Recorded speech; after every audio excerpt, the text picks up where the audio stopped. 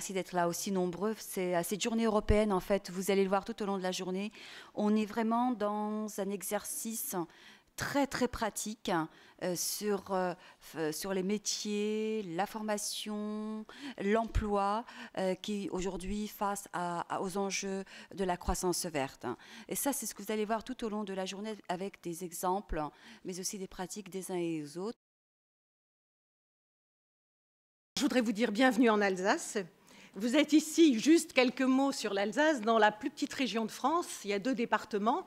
Ce qui simplifie, je dirais, le grand projet régional de fusion avec les 2 départements, puisqu'étant une petite région, 2 départements, les querelles de pouvoir sont un petit peu moindres que dans des régions où il y a beaucoup de présidents. Donc les choses sont plus simples. Et il devrait y avoir au mois d'avril un référendum pour la population pour qu'elle s'exprime sur cette fusion. Donc c'est une des spécificités de cette région qui fera à titre expérimental une fusion entre régions et départements. Donc petite région, 1 800 000 habitants, région considérée comme riche très longtemps, mais qui est une région industrielle et qui a donc pris de plein fouet tout ce problème de désindustrialisation. Et le taux de chômage, qui était généralement plus faible aussi du fait de travailleurs frontaliers, n'a aujourd'hui un différentiel avec la France entière que de 0,7 points, ce qui est faible. Et donc, région riche certes, mais région préoccupée, Nadia Aubin l'a dit, aujourd'hui par l'emploi. Donc aujourd'hui aussi, bienvenue à Strasbourg, puisque je fais cette dimension quadripartite, je dirais, au Parlement européen aussi pour l'Europe, et parce que je crois que le choix est heureux, puisque vous êtes soutenu par les fonds européens pour 13,5 millions d'euros. Catherine Trottmann aurait dû le dire, je le dis à sa place, et voilà, le message est passé pour l'Europe. Alors aujourd'hui, ce qui nous rassemble, avant tout, je crois que c'est la formation. Mais c'est la formation au service d'une grande cause, une cause... Maintenant, on va partir dans le monde, une cause mondiale qui est protéger l'environnement et préserver la survie et l'avenir de l'humanité. Et quand on dit ça, on a l'impression que ce sont des mots, mais je crois que si on est là aujourd'hui, on sait bien que ce ne sont pas des mots, mais que c'est un véritable danger et un véritable enjeu. Alors, on peut se poser la question de la formation et de la protection de l'environnement. Je crois que c'est un binôme extrêmement utile et je vais m'en expliquer. Comment allier ces 2 priorités? Dans le contrat de plan que nous avons signé, et les Alsaciens ici présents le connaissent bien, en juin 2011, nous avions, tous partenaires confondus, défini une grande priorité. Quelle est-elle? C'est permettre à chaque Alsacien de construire un projet professionnel en réponse aux besoins des entreprises. Cela nous a obligés à faire un travail extrêmement important sur le projet professionnel, donc sur l'orientation, sur la collecte des besoins des entreprises dans le cadre de contrats d'objectifs, et aussi un travail extrêmement lourd et dense avec les organismes de formation, dont l'AFPA, pour que l'offre de formation se calque sur le besoin des entreprises. Donc on y travaille quotidiennement, mais ces objectifs, et notamment ces objectifs sectoriels qui sont la réponse aux besoins des entreprises, se rencontrent avec des objectifs transversaux. Juste quelques exemples d'objectifs transversaux. Je pense à l'acquisition des savoirs de base et je pense au domaine transfrontalier. Vous savez, Monsieur Danino, que ce n'est pas par hasard que j'y pense, puisque ces 2 priorités font l'objet de notre contrat qui a été signé avec l'AFPA, et un 3e a fait l'objet d'une signature. C'est justement ce que nous allons évoquer tout au long de la journée, qui est le problème de l'émergence des métiers verts. Donc aujourd'hui, je pense que c'est extrêmement important de parler des métiers verts. Pourquoi? Parce que d'abord, 2 tiers des Européens estiment que le changement climatique est un problème plus grave que les difficultés économiques. Aujourd'hui, nous savons que les solutions pour y remédier sont identifiées. Les propositions sont claires, bon nombre ont été votées, et pourtant, bon nombre restent lettres mortes. Donc, il faut beaucoup nous mobiliser, chacun dans nos fonctions et chacun dans nos compétences, et aussi dans notre quotidien. Il en est ainsi de l'Union européenne, je le rappelle, puisqu'elle est à vos côtés, mais il en va aussi ainsi de la collectivité régionale alsacienne que je représente, qui, en complément des objectifs déclinés au niveau national, montre la voie depuis de nombreuses années, et ce, en dehors de toute compétence obligatoire. Alors, je vous donne juste et rapidement quelques exemples. Une convention d'objectifs bâtiment durable qui a été conclue avec les professionnels sur la rénovation de l'habitat ancien, qu'il soit public ou privé. Un partenariat renforcé entre le réseau des éco-entreprises alsaciennes et les laboratoires de recherche spécialisés dans le domaine de l'environnement. Une application forte dans le pôle de compétitivité Alsace Énergie Vie qui est dédié aux bâtiments à énergie positive.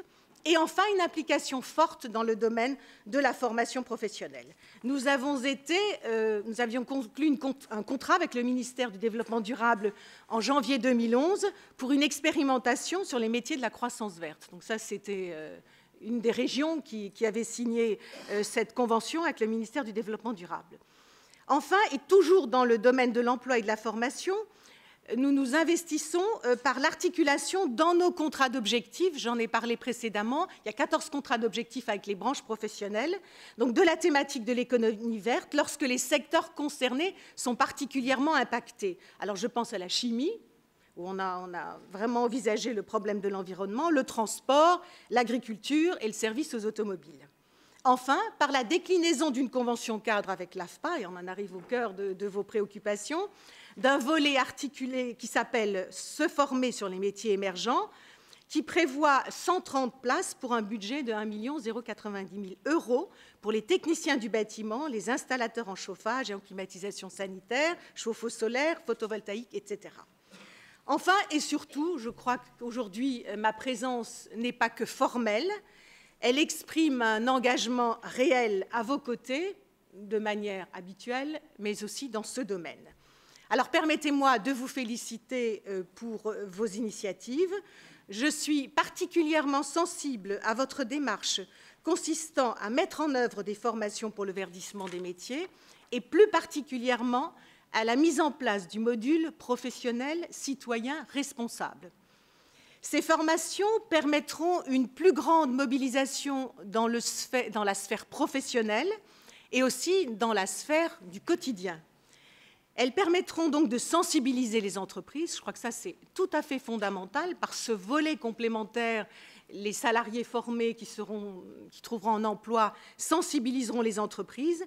Et cette sensibilisation me semble tout à fait fondamentale parce que j'ai quand même noté un constat qui me semblait préoccupant, c'est le faible taux d'insertion pour les métiers verts, qui peut s'expliquer sans doute, j'ai essayé de trouver une explication, par la situation économique actuelle, parce que les charges qui obèrent lourdement les entreprises, le chef d'entreprise cherche un gain immédiat, alors que l'investissement dans les technologies vertes a des délais de rentabilité relativement longs, ce qui peut être un facteur de dissuasion majeur pour l'embauche. Voilà les quelques mots que je voulais dire à titre introductif. Je voulais, en guise de conclusion, vous remercier pour votre engagement à tous, d'abord dans le domaine de la formation, mais aussi dans le domaine de l'environnement, et remercier également l'AFPA pour notre coopération régulière et tout à fait satisfaisante. Enfin, permettez-moi, en guise de conclusion, et pour votre réflexion de la journée, de vous livrer un proverbe indien que j'ai mémorisé parce que je le trouve extrêmement parlant et que nous devrions avoir sans cesse dans nos esprits. Nous n'héritons pas de la terre de nos parents, mais nous l'empruntons à nos enfants. Je crois que c'est une belle parole pour l'avenir de nos jeunes et pour l'avenir de nos régions et de nos pays. Madame la vice-présidente, merci pour vos propos, vos encouragements, votre soutien permanent, infaillible. Je sais que vous êtes toujours aux côtés de l'AFPA à soutenir ces initiatives et vous le manifestez encore fortement aujourd'hui. Je veux saluer aussi tous les représentants des pouvoirs publics qui sont présents ici. Et puis surtout nos partenaires qui sont venus de l'étranger, d'Angleterre, de Belgique, de Hollande, qui sont là, et d'Allemagne. Je veux dire, bon, nous avons ici un partenariat avec monsieur, que je veux saluer, monsieur Gmeiner, qui est là, avec qui nous avons un très très long partenariat. Hein. Seit 96 arbeiten wir zusammen. Hein. Ja. Voilà, donc, et puis saluer les collègues de l'AFPA qui ont fait le déplacement ici. Voilà. Je vous prie d'abord d'excuser le président Yves Barrou que je représente aujourd'hui. Ceux qui suivent un peu l'actualité de l'AFPA savent qu'en ce moment, on est un peu dans une période difficile, chahutée, je veux dire, et donc nous sommes dans la semaine où il présente le plan de refondation de l'AFPA, et donc l'actualité sociale, économique est assez chargée en ce moment sur les consultations entre les consultations des partenaires sociaux, conseil d'administration, conseil d'orientation, pouvoir public, etc. Donc il y a un calendrier très chargé dans les jours actuels. Et donc il nous adresse ses sincères souhaits de réussite pour nos travaux aujourd'hui. Et ces travaux concourent aussi à la refondation de l'AFPA, puisqu'ils ont, dans notre projet de refondation, nous avons un fort volet de rénovation de notre ingénierie, et notre projet d'intégrer les métiers verts et de verdir nos formations fait partie de ce renouveau de l'ingénierie. Et la méthode de travail, on en parlera tout au long de la journée, participe aussi d'une nouvelle façon de travailler. Je veux remercier aussi le Parlement européen de nous accueillir aujourd'hui, ces magnifiques locaux que sans doute beaucoup d'entre vous découvrent aujourd'hui, hein, je veux dire, bon, qui symbolisent aussi la démocratie, la paix, et c'est grâce à Mme Trautmann qui a accepté de parrainer cette journée, mais qui malheureusement ne peut pas être présent, que nous avons pu bénéficier aussi, qui a facilité pour que nous puissions nous trouver ici ensemble. Voilà. Merci à tous pour votre présence à ce colloque. Tous les métiers sont verts, organisé par la direction de l'innovation, et donc j'en profite aussi pour saluer la directrice d'innovation de l'AFPA, Chantal Sartorio, qui, avec beaucoup de persévérance et de ténacité, porte ce projet-là, qui est un projet central, je veux dire, qui aussi, pour que l'AFPA respecte ses engagements vers l'Europe, qui assure le financement par les fonds européens, FSE, dont les représentants sont ici présents aussi, cette rénovation de l'ingénierie, cette évolution de nos métiers, de nos formations. Vous avez, Madame la Vice-Présidente, fait état de votre politique et de vos travaux en matière de développement durable. Tout le monde sait que l'Alsace est toujours un peu en pointe sur ces sujets et puis a une préoccupation forte autour de la protection de l'environnement, de développement durable, et qu'à l'époque, le président Zeller portait ça très fortement. Voilà. Donc, mais pour l'AFPA aussi, c'est un engagement de longue durée et de longue haleine. Et à chaque étape, le concours de l'Europe et des régions a été décisif. Les premières formations de l'AFPA sur le secteur de l'environnement ont été cofinancées au milieu des années 90, à Dunkerque par le Conseil régional du Nord, Pas-de-Calais, et à Lons-le-Saunier par le programme Leonardo. Ensuite, les projets industrie citoyenne, bâtiments durables ont reçu le concours de l'Union européenne. Aujourd'hui, avec le projet Demain Vert, alors pour ceux qui ne sont pas initiés sur la terminologie, Demain Vert, c'est un acronyme de développement-innovation. Hein, je veux dire, donc un nouveau pas est réalisé qui conforte et amplifie la stratégie de l'AFPA dans le développement durable. En effet, pourquoi l'AFPA s'est impliquée très tôt sur ce sujet? Notre intérêt pour cette question est double. Comment le développement durable influence-t-il le volume d'emploi? Donc c'est une question qui nous concerne, donc c'est une dimension quantitative, c'est quel est l'impact sur le développement des emplois, évidemment, et donc sur la volumétrie des gens à adapter, former, perfectionner. Et comment il impacte le contenu des activités et des compétences professionnelles? Donc c'est plutôt l'aspect qualitatif de la nature des emplois, des métiers, des certifications et des formations qu'il faut mettre en œuvre. Et c'est aussi, du coup, c'est un des axes du projet Demain Vert, de repérer des métiers émergents. Voilà. Nous partons de l'hypothèse que les attendus de l'économie verte vont progressivement s'intégrer à tous les métiers. Donc que tout le monde, personne peut se soustraire à cette démarche et que tous les métiers vont être concernés par le sujet. Si la demande des clients et les exigences normatives et réglementaires vont modifier positivement le comportement des entreprises, les questions de comportement et de compétences professionnelles sont essentielles pour accompagner ce mouvement qui prendra des formes variées selon les secteurs et les cultures techniques et les technicités mises en œuvre. Pour comprendre et expliciter ces formations, il faut non seulement analyser l'activité des professionnels, observer, questionner, hein, c'est ce que fait aussi le dossier projet Demain Vert, c'est d'aller voir in situ, observer, voir les évolutions des métiers concrètement, en interrogeant les gens, en interrogeant leur hiérarchie, en interrogeant les clients et les fournisseurs. Il convient de s'intéresser aussi aux entreprises qui innovent dans le domaine. Il y a beaucoup d'initiatives partout, donc il faut pouvoir les repérer, les analyser, et des gens qui conquièrent des nouveaux marchés, qui changent de périmètre d'activité. Ces questionnements liés à l'impact des exigences du développement durable sur les activités professionnelles sont nombreux. Et sans rentrer dans le débat de la première table ronde, voici quelques questionnements qui sont abordés.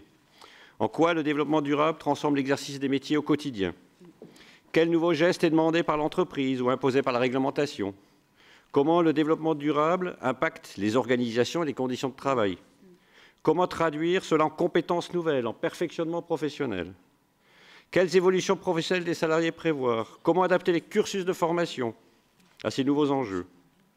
Comment faire pour que ces impacts soient appropriés par tous les publics, quel que soit leur niveau, en particulier ceux accueillis par l'AFPA, qui sont souvent éloignés de l'emploi? Et comment préparer nos équipes, nous en interne aussi, nos managers, nos ingénieurs de formation, nos formateurs, à toutes ces évolutions, ces transformations qui sont devant nous. Ces questions, l'AFPA se les pose aussi en tant qu'entreprise, pour ses propres activités, ses propres salariés, et met en place depuis plusieurs années une politique interne de responsabilité sociale de l'entreprise et environnementale, qui se traduit par de nombreuses actions qui ont vocation à toucher l'ensemble des salariés, mais aussi à faire levier vers la communauté des stagiaires pris en formation dans de nombreux centres. C'est par exemple directement le cas des pratiques de covoiturage qui ont été mises en place par l'AFPA, avec un site internet qui permet d'organiser et de gérer du covoiturage pour nos stagiaires, nos salariés, etc.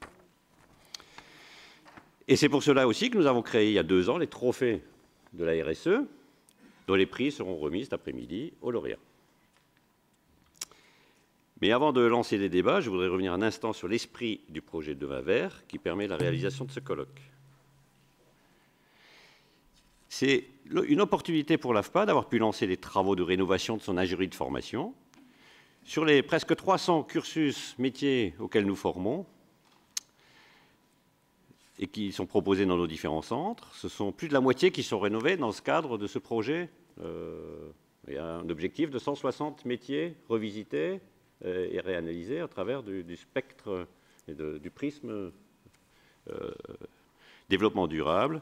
Et ce travail est complété par de nombreuses initiatives innovantes, régionales, ici en Alsace, bien sûr. L'Alsace se doit d'être, Gabriel, en pointe sur le sujet, avec l'appui de la région, mais aussi en Auvergne, en Rhône-Alpes, en Île-de-France, et au niveau national, par notre bureau d'études, comme l'éco-conception des formations, qui seront présentées aux différentes tables rondes, ou que vous pouvez consulter dans les dossiers qui vont être remis. C'est la qualité de ce projet d'avoir mis les idées et les besoins des acteurs de terrain en interaction avec les équipes nationales de l'ingénierie et de l'innovation pour permettre une valorisation des pratiques et une fertilisation de l'ensemble de l'AFPA au service des publics les plus éloignés de l'emploi. C'est aussi la volonté marquée de faire évoluer les compétences des formateurs, ingénieurs et managers de l'AFPA. Et par exemple, on peut citer à titre d'exemple, nous avons un plan qui vise à former nos 1400 formateurs du bâtiment à la performance énergétique. Bref, ce projet préfigure, je l'ai dit en introduction, aussi la démarche nouvelle que l'AFPA veut conduire pour son ingénierie, de meilleure articulation entre le bureau d'études nationales et les équipes locales, régionales, et les initiatives de terrain, qui peuvent être prises en concertation avec les conseils régionaux, voilà, et les besoins territoriaux. Voilà, mesdames, messieurs, au nom du président de l'AFPA, au nom de tous les acteurs de l'AFPA impliqués dans ce projet, je vous souhaite une très bonne journée et de fructueux travaux.